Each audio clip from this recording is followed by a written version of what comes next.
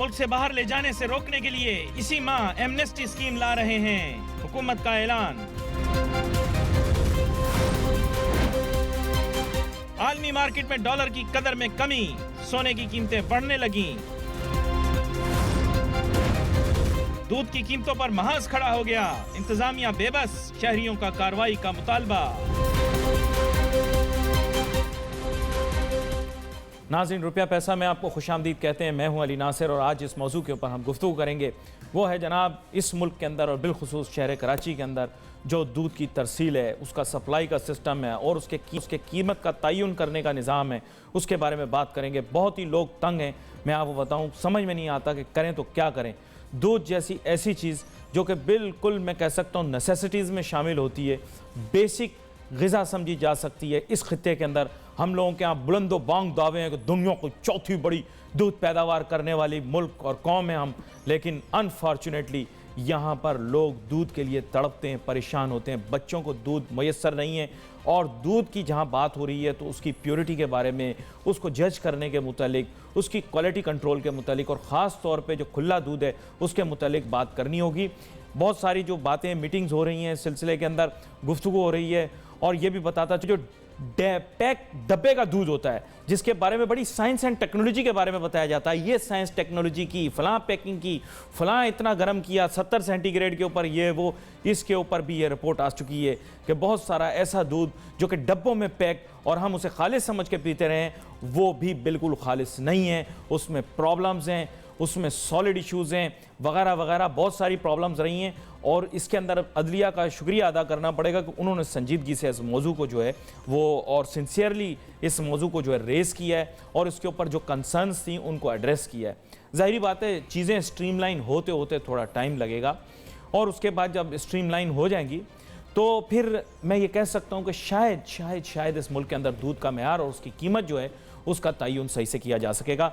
अब मैं चाहूँगा कि जो है ना ताज़ा तरीन, क्योंकि रिपोर्ट आपको पता हुआ एक तरह का लॉकडाउन सा आ गया सिचुएशन में दूध की कीमतों के ऊपर, तो इस हवाले से मीटिंग चल रही है, उसमें हमारे रिपोर्टर हैं, उनके साथ हम जो है लाइव ये मालूमात करते हैं कि क्या सूरत हाल है। जनाब ज़ैन अली साहब, हमें बताइए जनाब क्या सूरत हाल है अभी ये दूध की कीमतों के ऊपर जो डेड लॉक कायम हो गया है, क्या इसका कोई हल निकला? कल जो है वो 3 रुकनी कमेटी की जानिब से कमिश्नर कराची को तमाम तर सूरत हाल से आगाह किया गया है और इजलास में यह भी बताया गया है कि जो डेयरी फार्मर्स हैं या जो रिटेलर्स हैं उन्हें क्या मुश्किलात का सामना है। उनके नुमाइंदे भी वहाँ पर मौजूद थे, उन्होंने भी अपने तहफ़्फ़ुज़ात से कमिश्नर कराची को जो है वो आगाह किया है। इस हवाले से आला अदलिया को रिपोर्ट जमा करानी है कमिश्नर कराची ने आने वाले दिनों में और उसके बाद ही इस बात का फैसला हो सकेगा कि जो दूध की कीमतें हैं उसमें इजाफा किया जाए या नहीं। लेकिन अगर अब तक की बात की जाए तो कमिश्नर कराची ने वाज़ेह किया है कि 85 रुपये फ़ी लीटर पर ही दूध जो है वो फ़रोख्त किया जाए और अगर कोई इससे ज़्यादा पैसे वसूल करेगा तो वो कानून की खिलाफ वर्जी करेगा, इंतज़ामिया की रिट को चैलेंज करेगा और ऐसे किसी भी फ़र्द के साथ जो है वो नरमी नहीं बरती जाएगी बल्कि सख्त कार्रवाई की जाएगी और ना सिर्फ जुर्माने किए जाएंगे बल्कि गिरफ्तारियाँ भी की जाएंगी। जी, थैंक्स जैन फॉर अपडेटिंग अस। यहाँ पर मैं अपने मेहमानों का तारुफ कराता चलूँ। मेरे साथ स्टूडियो में मौजूद हैं जनाब शाकिर उमर गुज्जर साहब, प्रेसिडेंट हैं dairy and cattle farmers association Karachi, इनको वेलकम करता हूँ शो में। और हमारे साथ मौजूद हैं जनाब शकील बेग साहब जो कि सार्फिन के हकूक़ की एक तंजीम के सरबराह हैं, आपको भी वेलकम करता हूँ शकील बेग साहब। बहुत शुक्रिया। तो गुफ्तगू का आगाज़ मेरे ख्याल शाकिर उमर गुज्जर साहब से कर लेते हैं। शाकिर साहब, सबसे पहली बात तो मैं आपसे पूछना चाहूँगा कि आप थोड़ा अपराइज करें कि ये मसला है क्या, किस बात पे झगड़ा डला है, क्या कीमत के ऊपर जो कीमत के तयन के ऊपर झगड़ा उठा है या कोई और मसला है, इसको ज़रा क्लियर करें। क्योंकि माजी के अंदर हमने देखा है कि 2 या 3 तब्दीलियाँ हुई, अहम खबरें आई हैं, कुछ अदलिया के फैसले हैं इस सिलसिले में। आप लोग इंजेक्शन लगाते थे गाय भैंसों को जिनके ऊपर एतराज़ था। ये हार्मोन वाले इंजेक्शन होते हैं, जो दूध आता है और दूध जो पैदावार होती है उसके अंदर ऐसे एलिमेंट्स होते हैं जो बहुत सी दवाइयाँ और बहुत सी अमराज पैदा कर सकते हैं और बहुत से प्रॉब्लम्स क्रिएट कर सकते हैं। मुझे थोड़ा इसके बारे में बताएं। असल में अली, दूध की कीमतों का आपने पहले उसमें मसला पूछा। दूध की कीमतें मैं ये समझता हूँ कि पूरी दुनिया में, जैसी या तो दुनिया में तरक्की याफ्ता ममालिक सब्सिडी फराम करते हैं, फार्मर को अगर कास्ट ऑफ प्रोडक्शन के मुताबिक कीमतें फराहम ना की जाएँ, और अगर सब्सिडी आप ना दें तो आप कास्ट ऑफ प्रोडक्शन के मुताबिक कीमतें अदा करें उनको, फार्मर्स को, बसूरत दीगर फार्मर दिवालिया होगा। दूसरी आपने बात की इंजेक्शन के हवाले से, तो ये इंजेक्शन 20 साल पहले मार्केट में आया, गवर्नमेंट ऑफ पाकिस्तान ने, ड्रग रजिस्ट्रेशन अथॉरिटी ने इसे रजिस्टर्ड किया और उसे एक कानूनी हैसियत दी। उसकी इसमें है क्या? देखें, इसके अंदर मैं तो एक टेक्निकल नहीं हूँ, मैं तो एक फार्मर हूँ, मैं तो ये जानता हूँ कि जी इसके लगाने से मेरी भैंस दूध बढ़ती है, मेरी भैंस सेहतमंद होती है, मैं इससे ज़्यादा कुछ नहीं जानता। आपको यानी ये बेसिक चीज जी, पता है। जी, जी, जी। और आप कह रहे हैं कि ड्रग रेगुलेटरी अथॉरिटी जो थी उस जमाने में, या जो भी अद्वियात का जो है वो एक मयार, और ये 20 साल तक लगता रहा है जानवरों को। 20 साल बाद इदारों को होश आया है कि जी इससे बीमारियां पैदा होती हैं ना, तो 20 साल बाद इदारों को होश आया। हमारे इतने काबिल साइंसदान थे कि जो ये साबित कर सकें, 20 साल के बाद भी ये साबित नहीं कर सकते कि ये मुज़र सेहत है। मैं लिख के देता हूँ आपको। साइंसदानों के मुतालिक कुछ नहीं कह सकता। जिन साइंसदानों ने जौहरी हथियार बना लिए, उन साइंसदानों ने आपको क्यों नहीं बताया कि इंजेक्टर इस तरह की चीज़ें होती हैं? लेकिन जब भी पता लगा, एक उसूल या कानून होता है कि उस वक्त एक्शन होता है। मैं आपकी जानिब दोबारा से आता हूँ। शकील बेग साहब, जनाब वाला, आपसे ये पूछना चाहूँगा कि आप सार्फिन की तंजीम की जो है नुमाइंदगी करते हैं और आप लोग बड़ा शोर शराबा भी करते हैं। जनाब, आज आपके सार्फिन के हकूक़ का दिन है, तो मुझे बताएं, ये गाय भैंसों को जो इंजेक्शन लगाते रहे और ये कह रहे हैं कि जनाबे वाला हमें तो पता ही कुछ नहीं था, इससे जो बीमारियां पैदा होती हैं किसी को पता नहीं थी। हमारे माहिर साइंसदान, इंटेलेक्चुअल्स, एनजीओज को पहले पता नहीं लगा कि ये क्या मामला पैदा हो सकते हैं, कि आज की तारीख के अंदर ये मामला उठा। और मैं अदलिया को सल्यूट करता हूँ, शुक्र है उन्होंने हमारे बच्चों को बीमारियों से बचा लिया। जी अली, सबसे पहली बात यह है कि ऐसा नहीं है, नहीं पता चला। लाहौर हाई कोर्ट में डेयरी फार्मर खुद गया कि जनाबे वाला इससे हमारी भैंसों को नुकसान पहुंच रहा है और खासकर बच्चियों में हार्मोन्स की तब्दीली हो रही है इस इंजेक्शन लगाने से। नहीं, बच्चियों के हार्मोन्स का इश्यूज बन रहे हैं इस दूध के पीने से। और दूसरा, भैंस के लिए नुकसान हो रहा है कि भैंस जो है उसके अंदर भी बीमारियां पैदा होती हैं, क्योंकि वो भैंस जो है एक ज़माने में जब वो दूध नहीं दे पाती तो उसको ज़िबा कर दिया जाता है, तो वो हमें ही खिलाई जाती है, वो भैंस भी कहीं फेंकी नहीं जाती है। यहाँ तक भी इश्यूज आते हैं कि मरी हुई भैंसें भी हमें खिला दी जाती हैं सार्फिन को। तो अब ये कहना कि किसने किया, तो लाहौर हाई कोर्ट में 2014-15 में ये केस गया और लाहौर हाई कोर्ट ने इस पर बैन लगाया। कराची में बाकायदा, मैं नाम थोड़ा सा भूल रहा हूं, शायद शाकिर उमर साहब इसमें हेल्प करेंगे, 2 लोगों की अमवात वाकया हुई क्योंकि ये पूरा इतना बड़ा माफिया बन गया था। अच्छा, इसको थोड़ा फास्ट मूविंग रखते हैं। ये कॉन्ट्रडिक्शन यहाँ पे क्रिएट हुई है। जी जनाब शाकिर साहब, वो कह रहे हैं कि जनाबे वाला भैंसों के अंदर भी इसकी बीमारियां पैदा होती हैं, तो आप लोगों ने नोटिस नहीं किया? आप कैटल फार्मर हैं कि बच्चों के अंदर प्रॉब्लम आ रही है और हार्मोनल प्रॉब्लम है, आप कह रहे हैं ताज़ा दम और तंदुरुस्त हो जाती है भैंस, तो आपने नोटिस नहीं किया? आप पालते हैं। असल में देखें जी, बात यह है कि हार्मोनल तब्दीलियों के हवाले से तो टेक्निकल लोग ही बता सकेंगे। मैं तो ये जानता हूँ कि 20 साल से फार्मर जो लगा रहे थे उनकी प्रोडक्शन भी बढ़ रही थी, उनकी भैंस भी सेहतमंद हो रही थी। और मुझे ये भी जो डीवीएम डॉक्टर्स हैं जानवरों के, आप वेटनरी बताएं, टेक्निकल जो रिपोर्टें दी हैं वो तो जाहिर बात है। मैं बता देता हूँ आपको। जब भैंस मोटी होती है तो उसकी बच्चादानी पे चर्बी आ जाती है और वो प्रेग्नेंट नहीं हो पाती, तो वो फिर स्लॉटर करानी पड़ती है हमें, उसे हम रिसाइकिल करने के लिए, क्योंकि कराची में तो जगह है नहीं हमारे पास।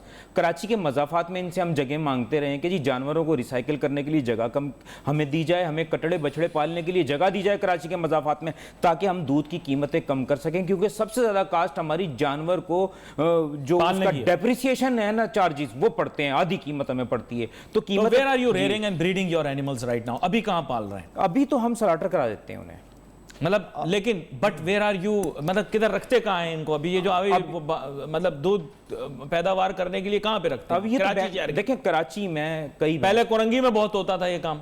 देखिए, कराची में कई भैंस कॉलोनी है। हाँ, लाडी भैंस कॉलोनी हो गया, सुरजानी भैंस कॉलोनी, बिलाल भैंस कॉलोनी, सुपर हाईवे भैंस कॉलोनी, कोयटा दरबार, नागौरी सोसाइटी, अल मोमिन सोसाइटी, अल मदद सोसाइटी, शालीमार कैटल कॉलोनी। इतनी सारी जगह तो दे दी, और क्या चाहिए? नहीं, मैं बताऊं आपको, इतनी सारी जगह हैं पर ये जगह कम है। हमें कराची के मज़ाफ़ात में ज़रई ज़मीनें चाहिए जानवरों को रिसाइकिल करने के लिए, उनके कटड़े बछड़े पालने के लिए, जिन्हें हम 2 दिन की उम्र में ज़िबा करा दें। चलें, दैट्स रैशनल। और ये कहा जा सकता है, जाहिर बात है 2.5 करोड़ होगी शहर की, लोग कहते हैं, तो इसके लिए जाहिर बात है एनिमल्स की रेयरिंग और ब्रीडिंग बहुत ज़रूरी है। ब्रेक के बाद वापस आते हैं और सार्फिन के हकूक़ के बारे में भी बात करते हैं। जैसे इन्होंने एक बात की, इनके पॉइंट को काउंट कर लेते हैं। इनके पास रेयरिंग ब्रीडिंग की जगह होनी चाहिए, ऐसी जगह जहाँ पे ये जानवरों को पालें। लेकिन आवाम जो है उनको क्या चाहिए उसके बारे में बात करेंगे, और भी चीज़ों के बारे में बात करेंगे। छोटी सी ब्रेक लेंगे, ब्रेक के बाद वापस आते हैं, अपनी गुफ्तगू को जारी रखते हैं। Let's take a short break.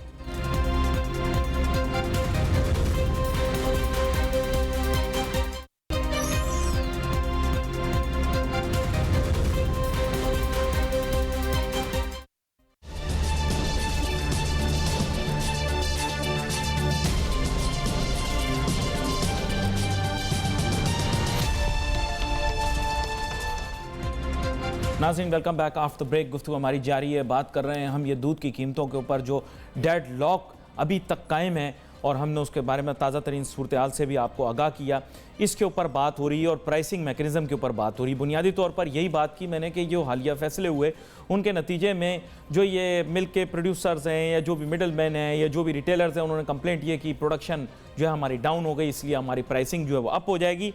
मैं सवाल ये पूछना चाहता हूँ उन मईशतदानों से, उन इंटेलेक्चुअल से और वो ताजर सनतकारों से जो अपनी तंजीमों की जो तकरीरें होती हैं उसमें मैं कहूँगा कि यूजलेस और नॉनसेंस बातें ये करते हैं कि पाकिस्तान चौथा या पांचवा दूध पैदावार करने वाला मुल्क है, और आज उस मुल्क की यह हालत है कि कराची शहर जो कि सबसे बड़ा आबादी के हिसाब से शहर है, वहाँ पर दूध की दुकानें बंद हैं। चौथा पांचवा दूध पैदावार करने वाला मुल्क और बुनियादी सहूलियात से जो है वो दूर है। इसके बारे में पूछूंगा, और अगर मिलेंगी भी वो सहूलियात यानी दूध मिलेगा तो उसकी कीमत इतनी ज़्यादा होगी कि कंट्रोल नहीं कर पाएगा आम आदमी की दस्तरस से बाहर। मेरे साथ बड़ी अहम मेहमान शामिल गुफ्तगू हैं। शाकिर उमर गुज्जर साहब प्रेसिडेंट हैं dairy and cattle farmers association Karachi, Shakeel Baig साहब जो कि सार्फिन के हकूक़ तक का तहफ़्फ़ुज़ करते हैं और एक तंजीम के जो है रहनुमा भी हैं। तो मैं चाहूँगा शकील बेग साहब, मैं आपकी जानिब आऊँ। मुझे आज बड़ा गुस्सा आया हुआ है बुनियादी तौर पर, क्योंकि मैं मईशतदानों के साथ बैठता हूँ, मुझे उल्टी सीधी बातें करते हैं, और आपको पता है कि हम बुलंदोबांग दावे करने में मेरे ख्याल दुनिया के अंदर हमारा कोई सानी नहीं है। हम कहते हैं चौथा पांचवा बड़ा मुल्क है दूध पैदावार करने वाला। अनफॉर्चुनेटली यहाँ पर दूध की प्राइस इतनी ज़्यादा हाई है, और सेकंड ये है कि आज दूध की दुकानें भी बंद हैं। तो डेडलॉक के नतीजे में क्या बच्चों को क्या बोलेंगे कि हम चौथा पांचवा बड़ा दूध बनाने वाला मुल्क है, लेकिन बेटा तुम्हें दूध नहीं मिल सकता। आप मुझे बताएं कि मैं उन लोगों को क्या जवाब दूंगा जो हमारे प्रोग्राम देख रहे हैं। देखें, एक चीज़ मैं बता दूं, अली के सबसे बड़ी बात है ये फ्रॉड है, चीट है। दूध वहाँ से निकला है, होल सेलर ने इनको दुकानों में सप्लाई किया है, और जहाँ जहाँ ताले तोड़वाए जा रहे हैं, सरकार ताले तोड़ रही है। वहाँ से न्यूज़ आ रही है कि अंदर दूध रखा हुआ है मशीनों में, चिलर्स में, ठंडा कर रहे हैं कि शाम के टाइम हम इसको खोलेंगे। मैं कहता हूँ ये कितने दिन बंद करेंगे दूध को? खुदा की कसम, पीछे से दूध आएगा, नालों में बहा देंगे। ये सिर्फ इनके पास एक ही अपॉर्चुनिटी बचती है, वो ली मार्केट की। ये वहाँ जाकर बिक जाता है दूध, लेकिन वहाँ इतना सारा दूध कराची का नहीं बिक सकता। इनको ये दूध बेचना ही बेचना है। पहले ये तो वेरीफाई करें, आज तक तो इसके ऊपर ही झगड़ा चल रहा है कौन से जानवर का दूध है। अभी तो यही नहीं मसले हल हो रहे। वो तो आपको पता है जिस जानवर का दूध पीते हैं उसकी खसलत भी दाखिल हो जाती है। और उसके साथ साथ आप मुझे बताएं, एक दूध वाले से मैं दूध खरीदता हूं, वो मुझे दे 95 रुपए किलो, दूसरे इलाके में जाऊं वो भी 95 रुपए किलो दे। इनकी स्टैंडर्डाइजेशन क्या है भाई? दोनों दूध को उबालूंगा तो मिलाई के हिसाब से आपने की हुई है स्टैंडर्डाइजेशन। स्टैंडर्डाइजेशन क्या है इन्होंने 2012 से, चूंकि मैं इस मैकेनिज्म में हूं, 2012 से 6% फैट की इन्होंने हमारे साथ तय किया हुआ है कि कमेटी में बैठ के 6% हम फैट देंगे। ठीक है, डेयरी फार्मर कहता है कि मैं 6% नहीं बल्कि 6.5% फैट वहां से निकालता हूं, लेकिन दुकान पे पहुंचते तक अली 2.5% 3% फैट मिलती है सारिफ को। वो भी क्यों? इसलिए मिलती है कि जितनी कोशिश करते हैं मिलावट करने की, पानी डालने की, डिटर्जेंट डालने की, इसके चूना गर्म करके वो डालने की, हाँ। जी, और इसके अलावा जो ये यूरिया होता है उसको हाँ। मिक्स करने की। आप मुझे बताएं कि हम तो इंजेक्शन के रोने रो रहे थे, चलो डेयरी फार्मर ने इंजेक्शन बंद कर दिया, उसकी कॉस्ट हम बायर कर रहा है, सारे बायर कर रहा है, कोई दूसरा शख्स नहीं बायर कर रहा, हमने अपनी जेब से निकाल के देनी है। लेकिन उसके बावजूद भी अगर रिटेलर पे आने के बाद मुझे खालिस दूध नहीं मिले, मुझे 6% फैट वाला दूध ना मिले, उसमें पानी तो चलो मैं किसी हद तक बर्दाश्त कर लूंगा, लेकिन जो मेरी औलाद को आप यूरिया पिलाओगे या चूना पिलाओगे, डिटर्जेंट पिलाओगे, तो मैं कहां से बर्दाश्त करूंगा? मुझे ऐसे दूध से बेहतर है कि मैं मर जाऊं। सवाल का जवाब लेते हैं जनाब शाकिर उमर गुज्जर साहब से। शाकिर साहब, इस सवाल का भी तो जवाब दें। आप मुझे ये बताएं, आप कहते हैं जी 95 रुपए किलो में दूध ले लूं, उससे भी ज्यादा पैसे दे दूं, 100 रुपए किलो दूध दे दूं। अब कुछ लोग बोले 100 रुपए किलो दूध दे दूं। अब ठीक है, ओके, लेकिन आप उसके अंदर देखें मिलावट कितनी है, कोई स्टैंडर्डाइजेशन नहीं है, उसके प्राइसिंग मैकेनिज्म के ऊपर आप लड़ रहे हैं। पहले उसकी स्टैंडर्डाइजेशन तो मुझे बताएं, 6% फैट उसमें कहां होता है? कराची का पानी खत्म हो गया, इतना दूध वालों ने पानी मिलाया दूध में। सबसे पहले तो अली मैं आपको बता दूं कि गैर मियारी दूध की जो शकील साहब ने बात की, कि मैं फार्मर एंड का जिम्मेदार हूँ। आप आया कि इन्होंने बात फार्मर की होलसेलर की या रिटेलर की ये सवाल या निशान है। जरा शकील बेग साहब कहें। सबकी बात कर रहे हैं, सब होलसेलर से लेके रिटेलर की है, क्योंकि जो फैक्ट है, जो हम तजर्बा कर चुके हैं कि होलसेलर को हमने पकड़ा लाडी पे, वो पानी मिक्स कर रहा था। हमने रिटेलर की दुकानों में पकड़ा। पूरे कराची में एक दुकान है जिसने एनालाइजर रखा है कि आप आके दूध चेक कर लो, बाकी क्यों नहीं रखते? बाकी चोर हो चुके हैं सारे। अब ये तय हो गया कि फार्मर एंड से सही दूध जा रहा है। आप लोगों की अक्सरियत को चोरो चक्के कह दिया इन्होंने, आपकी अक्सरियत को चोरो चक्के। मैं नहीं कह रहा, ये कह रहा। नहीं, मैं एक फार्मर हूं, फार्मर की नुमाइंदगी कर रहा हूं। फार्मर एंड पे कंज्यूमर तंजीम ने, सारिफ तंजीम ने तस्लीम किया कि फार्मर एंड से दूध सही आ रहा है। जो कुछ हो रहा है उसमें आगे हो रहा है। मैं तस्लीम नहीं करता भाई। ये भैंसें आप देखें कहां पे ग्रेजिंग कर रही हैं, मैं आपको भी दिखा देता हूं। ये ग्रेजिंग वहां कर रही है जहां पे कूड़ा पड़ा हुआ है, वहां पे ग्रेजिंग अच्छा कर रही चलें, है। एक बात कर लें अली एक बात कर लें कि दूध का म्यार आप कहते हैं ठीक नहीं है, मैं भी कहता हूं शहर में सही नहीं है। चलें जी, आपकी बात मैं तस्लीम कर लेता हूं। दूध का म्यार कैसे ठीक होगा? एट सोर्स भी सही नहीं है। नहीं, मैं समझा देता हूं आपको कि दूध का म्यार उस वक्त अच्छा होगा जब दूध की पैदावार बढ़ेगी, दूध की कीमतें कास्ट ऑफ प्रोडक्शन के मुताबिक या डिमांड एंड सप्लाई के मुताबिक प्ले होंगी। ये बात तयशुदा है, क्योंकि दूध की पैदावार बढ़ेगी तो सही दूध शहर में फरोख्त होगा। मान लिया, दूध की पैदावार इनकी नाकिस पॉलिसियों से नाअहल अफराद के एक अहम सरकारी सीटों पे बैठ जाने से, महकमा लाइव स्टॉक के काम ना करने तो से, पूरे मुल्क का मसला है। इदारों के काम ना करने से। देखिए पंजाब काम कर रहा है, पंजाब बहुत काम कर रहा है इसके अंदर। हमें पंजाब की पॉलिसी कॉपी पेस्ट करनी चाहिए। हमने तो भाई उन सरकारी अफसरों को भी बुलाया था, वो आए नहीं। मैं क्या करूं? आपको बताऊं, हमने बुलाया था सरकारी अफसरों को, वो आए नहीं। वो तो देखें, वो तो उनके मामलात हैं, अभी हम तो नहीं जानते। हम तो फार्मर के नुमाइंदे हैं, फार्मर के बारे में बात करेंगे। हम ये जानते हैं कि हम अच्छा दूध दे रहे हैं, हम पे check and balance middle man रखता है। मिडल मैन को अगर हम 6% या 6.5% फैट का दूध नहीं दें तो हमसे वो कटौती करता। तो हम अच्छा दूध फराम करते हैं, जिसे आपकी सारिफ तंजीम ने भी तस्लीम किया है कि फार्मर एंड से सही दूध जा रहा है। आगे गवर्नमेंट कंट्रोल करे क्यों उसे। भाई शकील साहब, आप तस्लीम करते हैं A1 क्वालिटी दूध बना, भाई इनकी तरफ से सारा काम ठीक हो रहा है। देखे, नहीं कोई ठीक नहीं हो रहा। वो सिर्फ अपनी बात करें, वो सिर्फ अपनी बात करें इंफरादी तौर पे। जो डेयरी फार्मर्स है, मैं आपको बताऊं कि जो डायरेक्ट डेयरी फार्मर, वो जो डायरेक्ट लेकर आ रहा है शहर में, एक कुछ जगह पे होलसेलर है, कुछ वो फार्म्स भी हैं। दूसरी बात, एक चीज और मैं इधर आइडेंटिफाई कर दूं, जितना दूध इस वक्त मीडिया पंजाब का दिखा रहा है खराब, वो तो सिंध में भी नहीं है सर। शाकिर उमर साहब, सर डोल डोल के फेंक रहे हैं, सर डोल के टैंकियां नालों में बहाई जा रही हैं। ये तो शुक्र अदा करें कराची में। मैं ये कहूंगा कि आप फिर वही बात आ गई कि असल देखे सारिफ जाता है रिटेलर के पास, दुकानदार के पास। जब वह दूध खराब मिलता है तो वो जब मैं अभी वो जुमला इस्तेमाल नहीं करना चाहता, लेकिन जब वो दिल से बदवाएं निकालता है, मैं दूसरा जुमला इस्तेमाल करता हूं, जब वो अपने बच्चे को दूध पिला के जब उसका बच्चा बीमार होता है वो बदवाएं निकालता है, तो शाकिर उमर साहब ये रिटेलर होलसेलर ऊपर तक कहीं ना कहीं पहुंचती होंगी। सर पूरे ये दूध के जो है ना टैंकर आते हैं और पूरे ये डोलते हैं, ये फूड डिपार्टमेंट वाले, ये जो आयशा आती ना जिस डिपार्टमेंट के अंदर पहले, वो पूरा दूध डोलते हैं बाहर शहर लाहौर के। उन्होंने बार दिखाया कि अभी भी डोलते हैं सर, अभी मैंने खुद देखा है, अभी भी डोलते हैं। वो वजह यह है कि जब आप दूध देखें, मैं एक बात बताऊं, या तो वही तरीका यहां किया जाए। कल की बात मैं बताता हूं, ये तो मैं बात कर रहा हूं, कल की बात भी करता हूं, आज की बात भी करता हूं। छोटी सी ब्रेक लेनी है और गुजर सब भी सुननी है, इनसे जवाब भी लेना है। और ये इनकी बात सही है कि कॉस्ट ऑफ प्रोडक्शन, तो कॉस्ट ऑफ प्रोडक्शन का ब्रेकअप भी इनसे पूछूंगा। आज टीवी के ऊपर कॉस्ट ऑफ प्रोडक्शन का ब्रेकअप बताएंगे। Let's take a short break.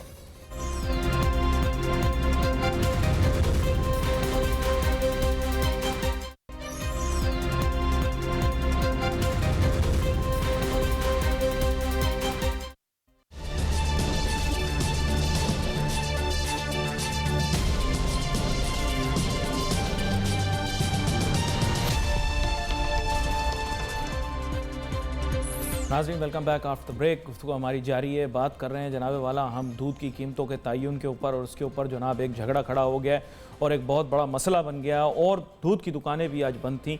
मैं ख़ुद आपको बता सकता हूं कि मैंने खुद फर्स्ट हैंड एक्सपीरियंस किया है कि मैं दूध लेने के लिए गया, दूध की दुकान बंद थी। यहाँ पर मेरे साथ मेहमान मौजूद हैं। शाकिर उमर गुज्जर साहब प्रेसिडेंट हैं dairy and cattle farmers association Karachi, और इनके साथ मौजूद हैं शकील बेग साहब जो कि सार्फिन के हकूक़ की तर्जुमान तंजीम के जो है रहनुमा है। तो मैं अब जाऊंगा शाकिर उमर गुज्जर साहब आपकी जानिब। आप ब्रेक पे जाने से पहले एतराज़ कर रहे थे कि एक्चुअली डिमांड एंड सप्लाई के ऊपर बेस्ड कॉस्ट वैल्यूएशन पहले हमें करने दें। तो आप मुझे कॉस्ट ब्रेकअप बता दें कि जनाब दूध की पैदावार के अंदर क्या कॉस्ट आती है, मुझे अगर आप एक कॉस्ट बताएंगे तो मैं तयन कर पाऊंगा ना कि जो मैं मार्केट से दूध खरीद रहा हूँ सही कीमत पे खरीद रहा हूँ या नहीं खरीद रहा हूँ, और अगर ये दूध में पानी की मिलावट कर रहे हैं तो क्या अपना कारोबार चलाने के लिए कर रहे हैं? जी, बात यह है जी कि पहले तो हम आ जाएं कि दूध की कॉस्ट ऑफ प्रोडक्शन जो हमने इदारों को दी, बताएं। वो तकरीबन हमने दी है, अब जो कल तय हुई है इदारों के साथ मिलके, वो 86 रुपीज़ इन्होंने की है, जिसमें हमने कमिश्नर साहब को कहा है कि जी इसमें हमारा नफ़ा शामिल करें, पर कमिश्नर साहब ने इसमें हमारा नफ़ा शामिल नहीं किया। तो वो ज़ाहिरी सी बात है, कमिश्नर साहब अपनी मर्ज़ी करते हैं। मैं ये समझता हूँ कि अगर कास्ट ऑफ प्रोडक्शन के मुताबिक रेट नहीं देंगे तो दूध की पैदावार नहीं बढ़ सकेगी, मज़ीद फार्मर्स दिवालिया होते जाएंगे, अंदरून सिंध और पंजाब की जानिब हिजरत करते जाएंगे। और दूसरी इसकी वजूहत ये भी है, मैंने तो फार्मर्स को जहाँ भी देखा है सेहतमंद भी देखा है, प्रॉस्पेरस भी देखा है, खुशहाल भी देखा है। आप कह रहे हैं बैंकरप्ट होके जा रहे हैं।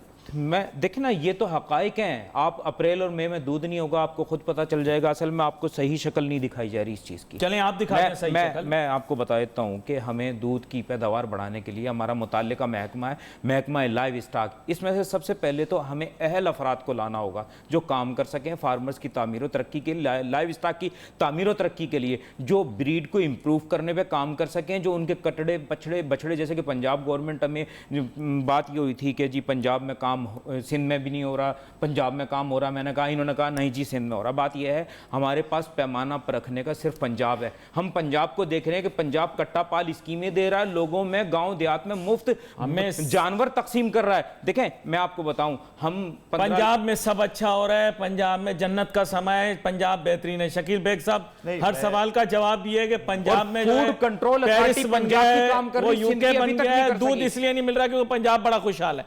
ये सवाल का जवाब।